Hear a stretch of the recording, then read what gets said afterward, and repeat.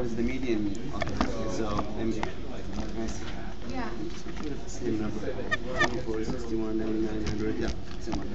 So what you do is you put them in order, smallest to highest, and then you pick the middle. Which number is the middle? Since they are 24, so you would pick. So guys, let me talk directly about that probability of at least one. I wanted to give you guys all a chance to kind of think about it and look what you come up with. But here's the idea, and this is actually true for here on out. The probability of at least one sucks as a question, because normally, how many ways is there to do at least one? In this case, it's not that much, but it's still enough to make me not want to do it. If I have 3 people, what does at least one mean? 1 minus 3. Probability x greater than equal to 1, right? So it could be 1, 2, or 3. You with me? So to do this problem, I would actually have to do probability of 1 plus probability of 2 plus probability of 3. That looks like 3 calculations, but it ain't. The probability that one person likes it, it could be the last person, or the middle person, or the first person. So there's 3 calculations here, there's 3 calculations here, and there's 1 calculation there. That's a few too many for me, right? So here's the nice thing. If I do this, in this situation, right, if there were more people, I have to keep going, but in this situation, the most it could be is 3. If I add up all those, what does it have to be? 1. We all know that. All the probabilities have to add to be 1, or else it ain't all the probabilities, right? Just must be 1. Up here, where is this? Which piece of that is this? That. Isn't that at least 1? So I can solve for this. Would I subtract this? So the probability of at least 1 equals 1 minus probability of none. So that's mathematically why that's true. But how do opposite probabilities, how do they compare? One is 1 minus the other one. What's the opposite of at least one person? No people. So how do you calculate the probability of at least 1? You could do 1 minus its opposite. And imagine if I had 80 freaking people and I want at least 1. Well, it could be 1 or 2 or 3 or 4. And when I say 4, I mean the first 4 or the last 4 or the first 2 and the last 2 or the middle 3 and the last 1. Holy shit. So here's the cool thing about with I've had 80, probability of at least 1 is still 1 minus the probability of none. How many calculations do I need here? 1. Versus what sounds like thousands here. You guys kind of with me? This is then a rule that I can use for here on out, and at least 1 happens so often in probability. So for example, if I'm doing a quality assurance, and I take 15 radios in my radio factory, and I check them, and I'm going to throw out the whole batch if at least 1 of them is defective. So what's the probability I throw out the whole batch? The probability of at least 1 radio being defective. Oh shit. And I got 15. So again, that'd be a lot of, and no, I'm just going to do 1 minus the probability that none of them are defective. Much quicker. How we doing? Semi-decent, okay. The other big thing that was on here that I didn't directly talk about was the idea of independent. And I think I got around to most everybody about that.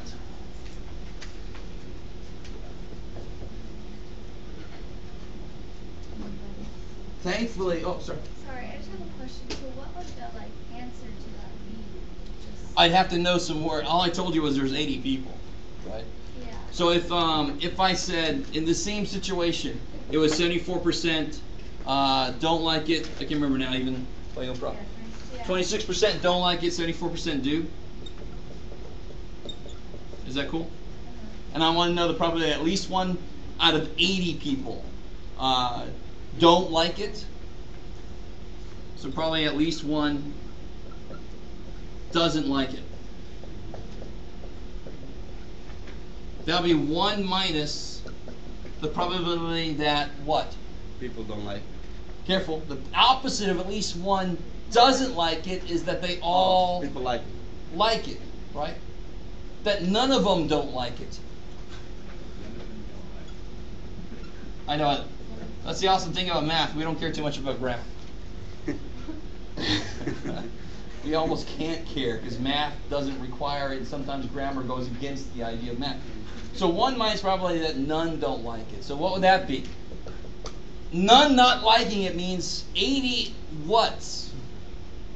percent. They all like it in that case, right? So probably none don't like it as they all like it. Wouldn't that be 80 of these? Can you imagine a string of 80 empty spots? If I want none of them to not like it, that means each of them likes it. 74, 74, 74. What's a quicker way to do that multiplication? 74 to the third. 74 to the 80th. Because you got 80 people, right? So you can do 1 minus 0.74 to the 80th. Which probably on your calculator is going to come out to be, it's probably going to say 1, yeah. It's like when you minus 1 from it, it's like, oh, it's 1. Because 0.74 to the 80th power is going to be stupid small. Yeah. So 1 minus stupid small is basically 1. But you guys get the idea. If a question like that comes up, do we put 1 or do we put like 99.99%? I would say approximately 100%. In fact, that's how we're going to answer that question, because sometimes it's going to be approximately 0 when it's really not 0. It's not impossible, but it's stupid unlikely, right? We're going to get 0.0, 80 zeros and then a 3. For everyday use, that's freaking impossible.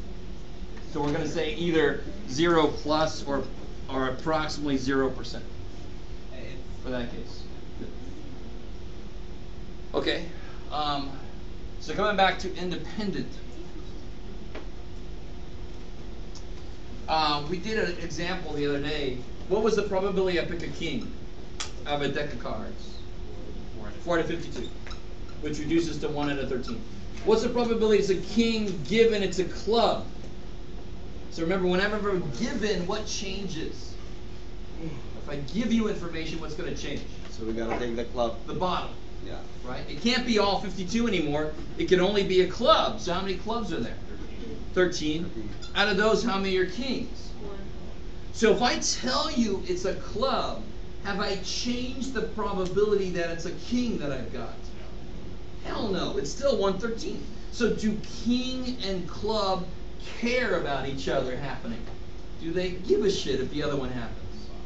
No, so they are independent. This is a good example of two events that are independent. Because if one happens, does the other one's probability change? No. So this king and club, you can do it, Jeff, are independent. Oh, maybe I can't. You must listen as I write. I had a teacher once that couldn't. I said, "What'd you write there in the third line?" He's like, "Well, I'm not sure. Does somebody know what I wrote it down?" Like, at least I can still read my own writing, so I'm not that bad yet. I'm not sure what I wrote there. So what would be an example of a dependent event in cards? We did one of those yesterday also.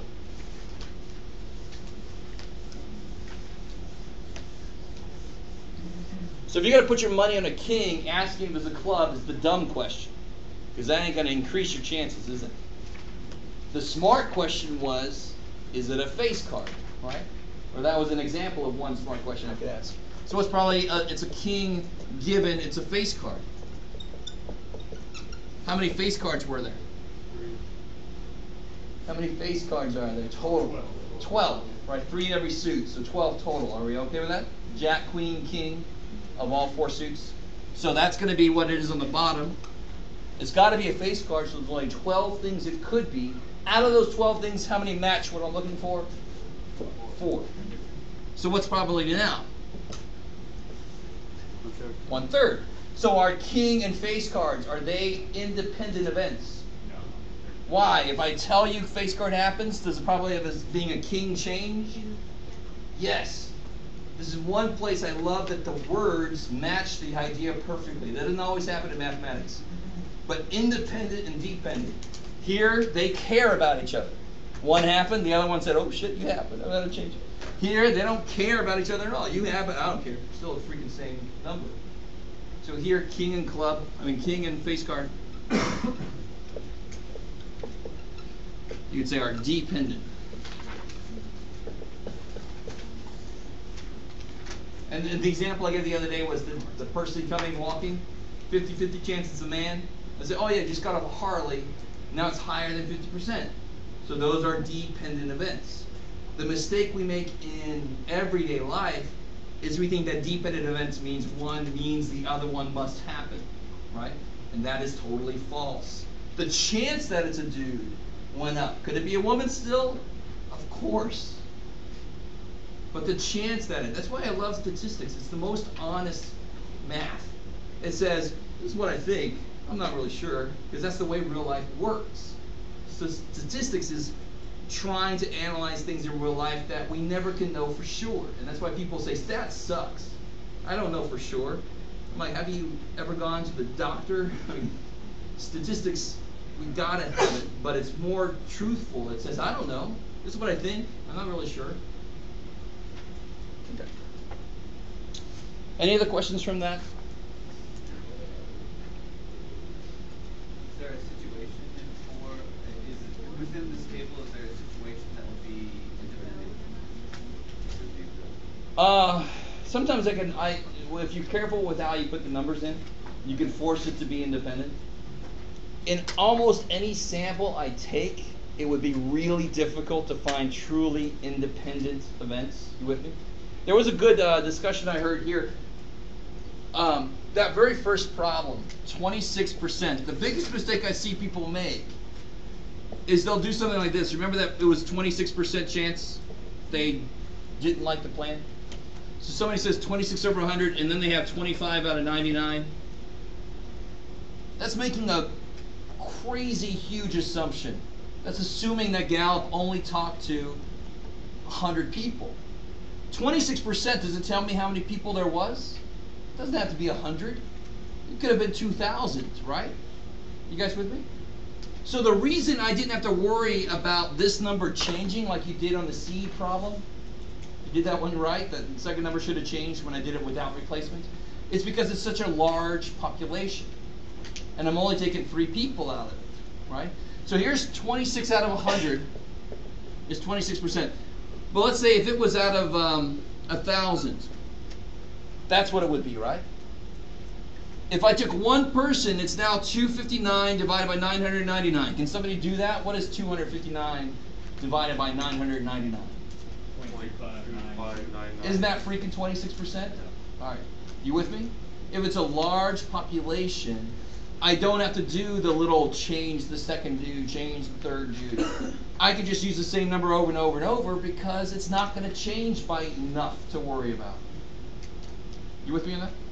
There are homework problems and stuff that I'm hoping you're reading in the sections that talk directly about that issue. Yeah? So if it's a big enough number, it's kind of like we should just kind of treat it as this is with replacement. It's assumed independence, is what it really is. And the official rule is if your sample is less than 5% of the size of your population, you can assume independence. You with me? And 3 is definitely less than 5% of 1,000. You with me? That's the idea. I said that you with me a lot. You with me? Same room as you are, Jeff. Huh? Get the 3 from. The 3? What did I say? 3 is a lot less than 1,000. Oh, because on this problem we're picking 3 people, right? On that number 1, we're picking 3 people.